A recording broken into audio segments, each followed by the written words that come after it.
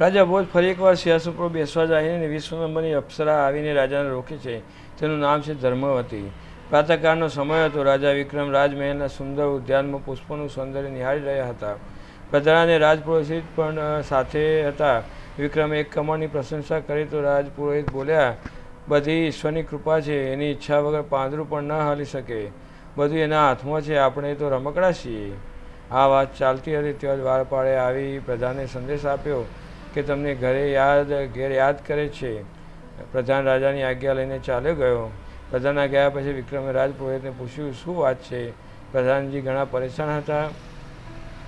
હા રાજન, એમની પુત્રી બહુ બીમાર છે. મને વાત પણ ન કરી. તમને કહીને એ પિતાના કર્તવ્યમાં વિક્ષેપ પાડવા નથી ઈચ્છતો. પ્રધાનને સતત રાજા સાથે રહેવું પડે. કોણ જાણે ક્યારે જરૂર પડે. એ દિવસે બપોરે વિક્રમે રાજવૈદ્યને બોલાવી પ્રધાનપુત્રીની બીમારી વિશે પૂછ્યું. ત્યારે રાજવૈદ્ય કહેવા લાગ્યો, અન્નદાતા, એ ગંભીરપણે બીમાર છે. જીવન જોખમમાં છે.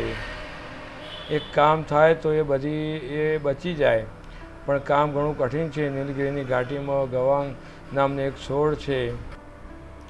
છોડ થાય છે. એ છોડને વાટીને એનો રસ પીવડાવવામાં આવે તો મંગાવેલો એ છોડ. વિક્રમ બોલ્યો, અન્નદાતા, છોડની ઓળખ તો હું આપું, પણ લાવે કોણ? ભયાનક સર્પો ત્યાં વસે, ત્યાં જનાર પાછું ના આવે. મારી પાસે એક છોડ હતો, પણ મેં એક રોગીને આપી દીધો. એ એક છોડ મને એક સાધુએ આપેલો. એ સાધુ ક્યાં મળે? સાધુનું ઠેકાણું? વહેતું પાણી, રમતો જોગી. સાધુ સંન્યાસીનું કોઈ ઠેકાણું ન હોય. આ વાત સાંભળી વિક્રમ પોતે છોડ લેવા જવા તૈયાર થયો. રાજવૈદ્યે છોડની ઓળખ જણાવી. ઘણા દિવસ કઠિન યાત્રા પછી વિક્રમ ઘાટીમાં પહોંચી ગયો. ઘાટી ઘણી ઊંડી હતી.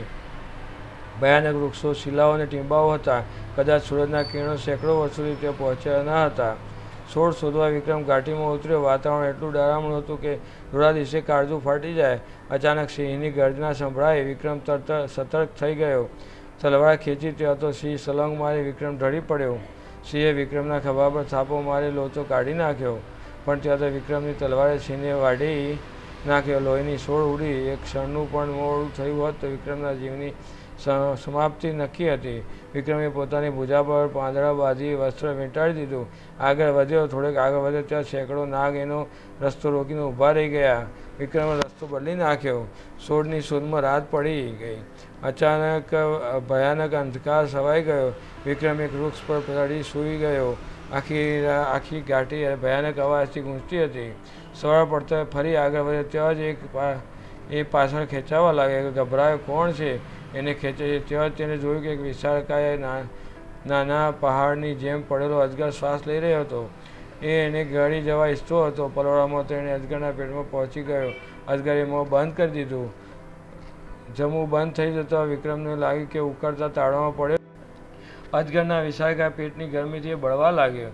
બેહોશી થવા લાગી. પણ એણે તલવાર કાઢી અજગરનું પેટ ચીરવાનું શરૂ કરી દીધું. વીજળી વેગે તલવાર ચલાવવા લાગ્યો અને જોતજોતામાં અજગરનું પેટ ચીરીને બહાર આવી ગયો. બહાર આવીને બેભાન થઈ ગયો. થોડી વાર પછી ભાન આવ્યું. એ છોડ શોધવા લાગ્યો. છોડ ક્યાંય દેખાતો ન હતો. તો પણ વિક્રમે આશા ન છોડી. રાજવૈદ્ય ખોટું ન બોલે.